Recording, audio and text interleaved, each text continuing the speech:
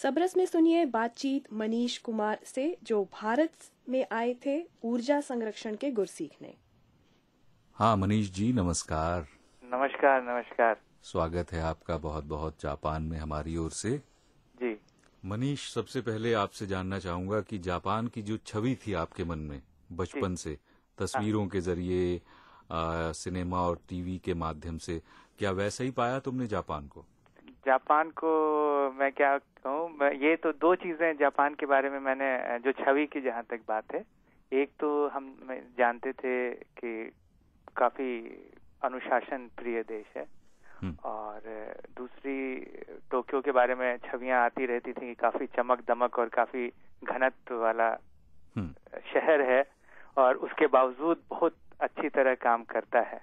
उतनी आबादी होने के बावजूद भी वो लोग किस तरह अनुशासन से काम करते हैं, और ये तो उस लिहाज से ये सब तो सुनी बातें थी, उनको देख के मैं कहूँगा कि वही बातें दिखी और देख के कुछ और आनंद आ गया कि हम लोग अपने देश में किस चीज को मिस करते हैं। वो यहाँ शहर में, पहले मैं आपको जस्ट एक उदाहरण देना चाहूंगा कि हम लोग कीटाक्यूशु की सड़क पर जब पहली बार उतरे, तो जो हमारे भारत में अक्सर होता है कि ट्रक की सबसे ज्यादा अहमियत होती है, जो जितनी बड़ी गाड़ी होगी वो सबसे पहले पार होगी, और उसके बाद बस, फिर कार, फिर स्कूटर, फिर साइकिल, और आम आदमी का नंबर सबसे अंत में आता है। लेकिन जैसे ही हम लोग यहाँ आने के जस्ट 2 मिनट बाद सड़कों पे निकले और पहली बार सड़क पार की, तो हम लोग वेट कर रहे थे कि सारी गाड़ियां निकल जाएं। देखा कि गाड़ियां रुकनी शुरू हो गई कि हम पार हो जाएं तभी वो आगे बढ़ेंगी, जबकि कोई सिग्नल, या छोटा शहर है इसलिए वैसा सिग्नल यहाँ नहीं है हर जगह। तो पहला जो सीधा लगा कि कितना, देखिए कितना अनुशासन है इस देश में, और हम तो अपने देश में इसकी कल्पना भी नहीं कर सकते। तो यानी प्राथमिकता जो है वो पैदल चलने वालों को मिलती हुई आपने देखी। जी जी जी, बिल्कुल ठीक, बिल्कुल सही। और सबसे पहले बात तो ये जाहिर है, ये ध्यान खींचती हमारा जब यहाँ आते हैं। अच्छा, आपने बताया किताक्यूशु में हैं आप। किताक्यूशु किस सिलसिले में हैं आप? जी, हम लोग, जैसा पता नहीं आपको कभी, मैं तो steel authority of India limited में भारत में काम करता हूँ, और एक परामर्शदाता हूँ वहाँ पे।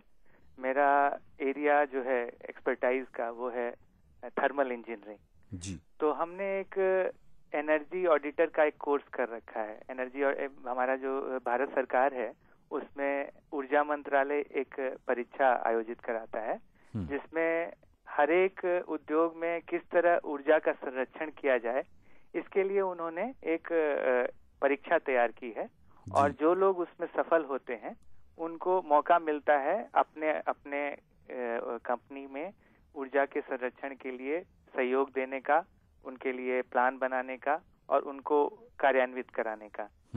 तो इसी सिलसिले में मैंने भी अपने ऑर्गेनाइजेशन से ये परीक्षा करीब समझिए 6 साल पहले पास की थी।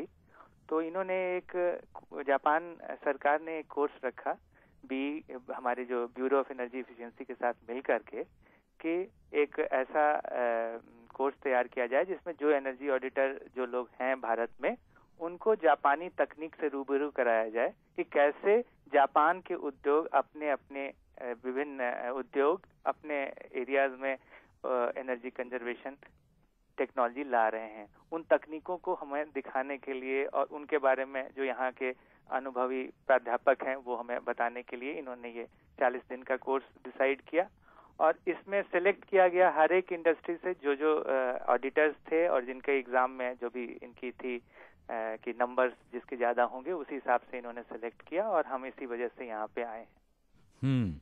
तो आम आदमी की भाषा में कहें तो बिजली कैसे बचाई जाए? जी, बिजली कैसे बचाई जाए, तेल कैसे बचाया जाए, गैस कैसे बचाई जाए, यही सब है जी। ऊर्जा का संरक्षण है, सदुपयोग है, जी। उससे जुड़ा हुआ कोर्स करने आप यहाँ आए हैं। जी। अच्छा, आपने बताया कि 6 साल पहले आपने इसके बारे में एक विभागीय परीक्षा जो थी वो भारत में तो आपने उत्तीर्ण की थी। तो यहाँ जापान में आकर क्या नई बातें आपको सीखने को मिली मनीष? जहाँ तक अभी तक जो उन्होंने पढ़ाया है यहाँ पे, ऐसा नहीं था कि हम लोग, इनमें से बहुत सारे विषय ऐसे हैं जो हम भी पढ़ चुके हैं, और उसमें हमें कोई ज्यादा नई बातें नहीं पता चली, लेकिन जहां जहां इन्होंने अपने उद्योगों को दिखाया, कैसे, देखिए थ्योरी में तो भारतीय कम नहीं रहते हैं, जहां तक आपको पता ही है, जहां तक हम लोग थ्योरेटिकल इनपुट की बात होती है उसमें हमारा देश और जापान में बहुत कुछ अंतर नहीं है। दिक्कत हमारे यहाँ उसको इम्प्लीमेंट करने में है। थ्योरी तो समझ ली, लेकिन हम लोग अपने अपने संयंत्रों में उसका इस्तेमाल नहीं कर पाते। उसकी बहुत सारी वजहें हैं। कुछ तो कॉन्फिडेंस भी लैक करते हैं हम लोग, क्योंकि हमारे यहाँ वैसी तकनीक नहीं है। तो जहां जहां इन्होंने दिखाया है अब तक, मतलब हम लोग की इस ट्रेनिंग में हमारी साइट विजिट्स भी हुई, प्लांटों को भी हम लोगों ने देखा, तो जब जहां देखते हैं उस चीज को कार्यान्वित होते हुए, तो उससे हमारा कॉन्सेप्ट थोड़ा और डेवलप होता है। ये समझ में आता है कि इसमें क्या परेशानी हो सकती है, या इसके लिए हम लोग कौन सा अपना एरिया चुन सकते हैं जहां पर ये हम लगा सकते हैं। तो ये तो फायदा हुआ हम लोगों को। पर आज जो प्रतिस्पर्धा का युग है, मैं स्टील उद्योग से ये कहता हूँ, आप जान ही रहे हैं कि आज आर्सेलर मित्तल और टाटा भारत की सबसे विश्व में नामी कंपनियां हैं।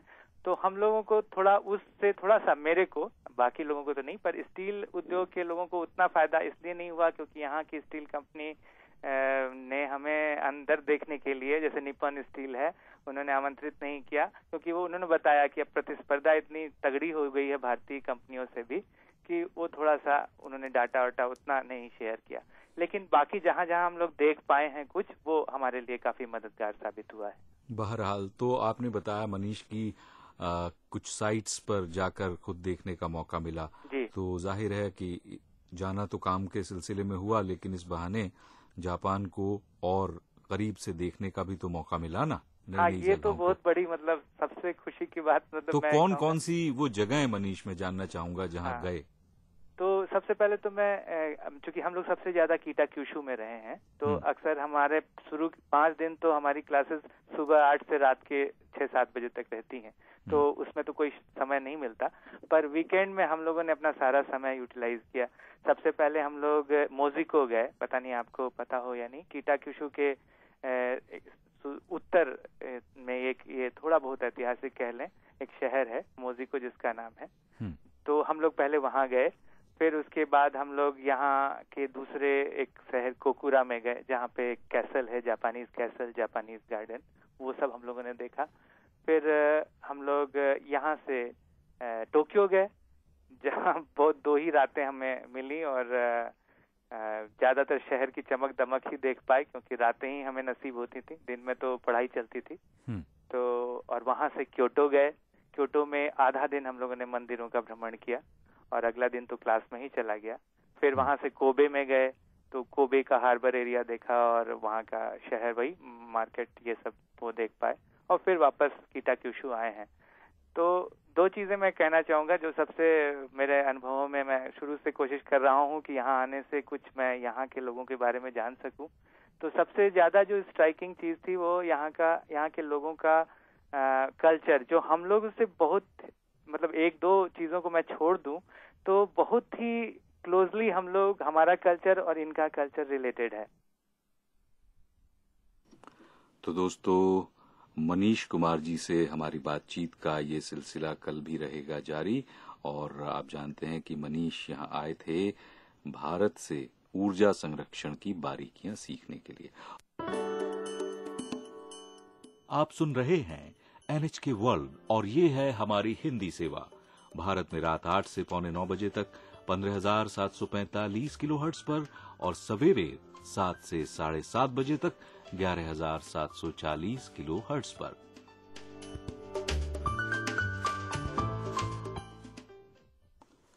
और अब सबरस।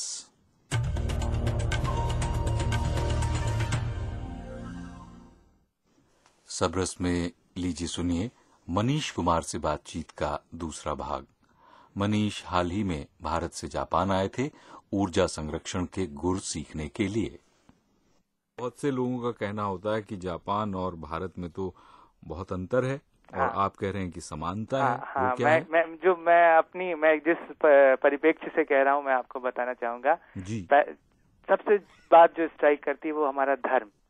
तो हम लोग तो हिंदू धर्म को मानते हैं, यहाँ के लोग शिंटोइज्म और बौद्धिज्म दोनों को मिलाकर मानते हैं। अगर आप शिंटोइज्म को गौर से देखें तो इन्होंने भी वही, इनका भी वही फिलॉसफी है कि इनके भगवान हर जगह हैं।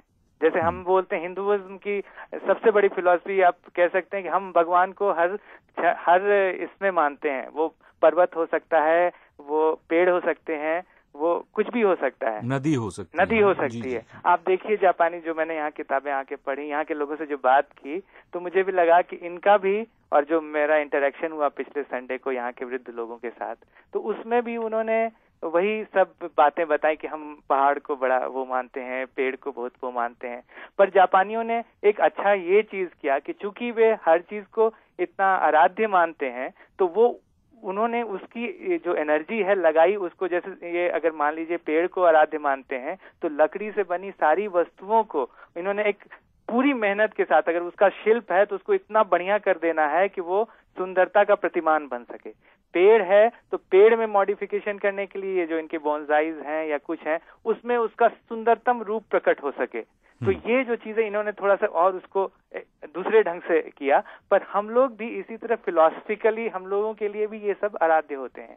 दूसरी चीज जो मैंने देखी यहाँ के युवाओं में, जैसे भारत के युवा हैं, हम लोग धर्म से बहुत ज्यादा जुड़े नहीं रहते। मतलब डेली का सबकी बात मैं नहीं कह रहा, लेकिन आम जनता जो है वो इस तरह से नहीं है कि हमें आज ये करना है, आज ये करना है, मतलब एकदम जाना ही है आज मंदिर, आज ये, वो सब घरों में नहीं, आम धीरे धीरे है, लेकिन एक वे ऑफ लिविंग है।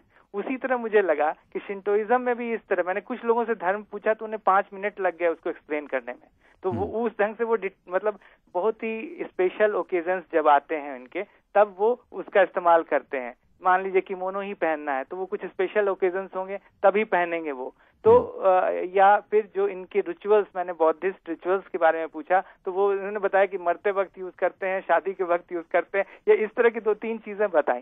तो युवा पीढ़ी में वो झुकाव बहुत कम है, और जो वृद्धों में जितना दिखा मेरे को, और वो बहुत कुछ सिमिलर है जैसा हमारे देश में हो रहा है, वो मैंने एक साम्यता देखी।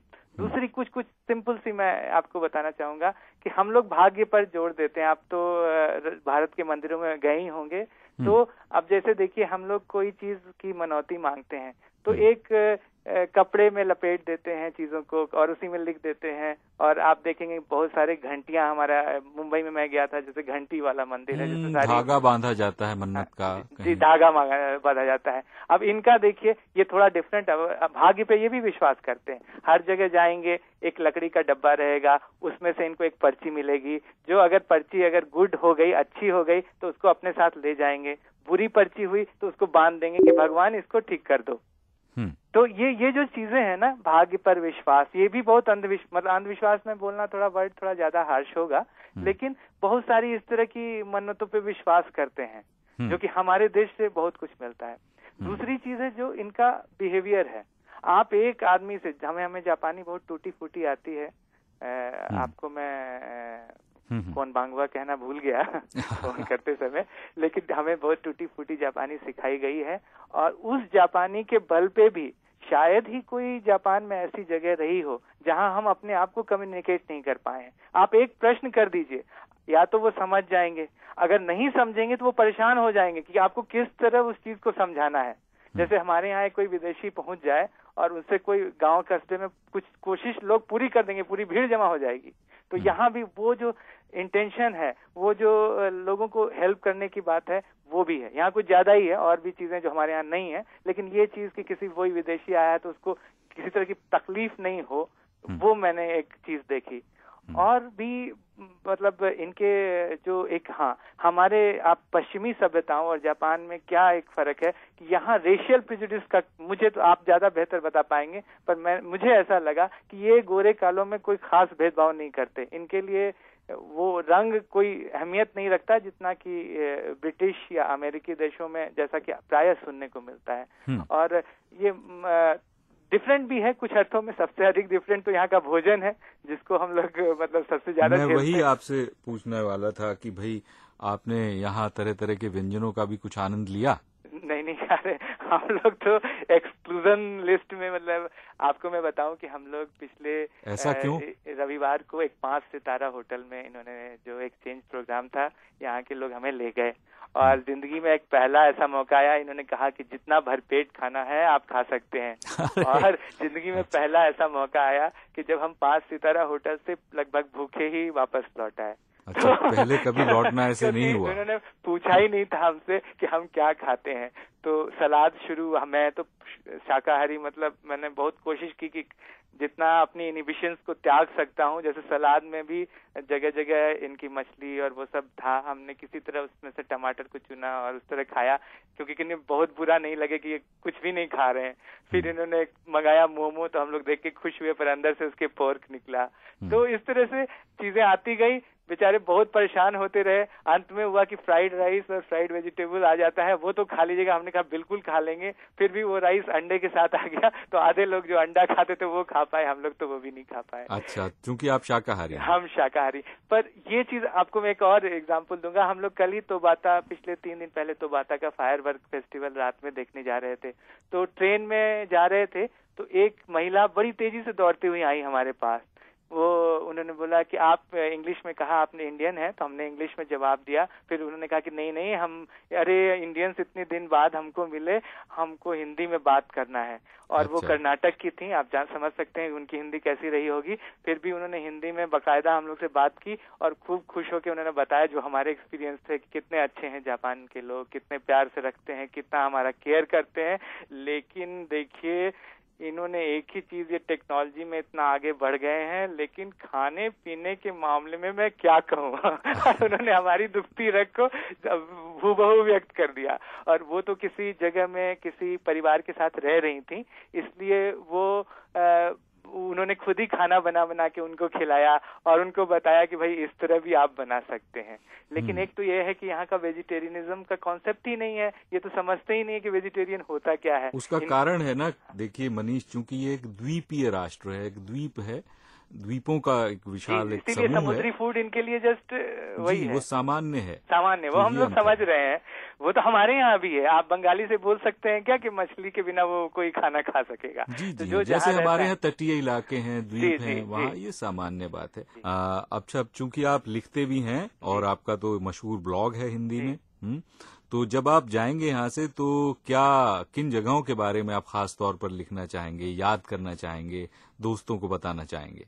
मैं देखिए, आप तो मेरे ब्लॉग को पढ़ते ही रहे हैं।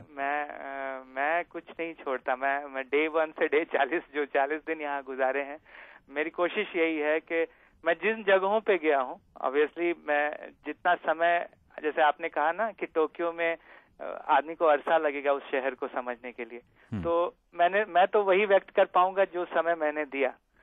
लेकिन जितना भी समय मैंने जहाँ जहाँ दिया है, मैं मोजिको के बारे में लिखूंगा, कोकुरा के बारे में लिखूंगा, मैं इस किटाक्यूशी सेंटर के लोगों के बारे में लिखूंगा, फिर मैं टोक्यो, क्योटो और कोबे के अपने संस्मरणों को भी शेयर करूंगा। तो मैं समझता हूँ कि तकनीकी तौर पर, है ना, और आपके भीतर जो लेखक है उसके लिए भी आपको खूब यहाँ सामग्री मिली, नई चीजें देखने जानने को मिली। और आपके ब्लॉग के जरिए, मुसाफिर हूँ यारों के जरिए, तो जाहिर है कि लोग पढ़ेंगे ही। और हम ये कामना करते हैं कि शायद आप यहाँ फिर आएंगे और नई बातें सीखेंगे, जानेंगे और अपने चाहने वालों से साझा करेंगे। आपने हमसे बात की मनीष, आपका बहुत बहुत धन्यवाद। दोस्तों, सबरस में ये थी बात मनीष कुमार से। मनीष भारत से यहाँ आए हुए थे ऊर्जा संरक्षण की तकनीक सीखने के लिए।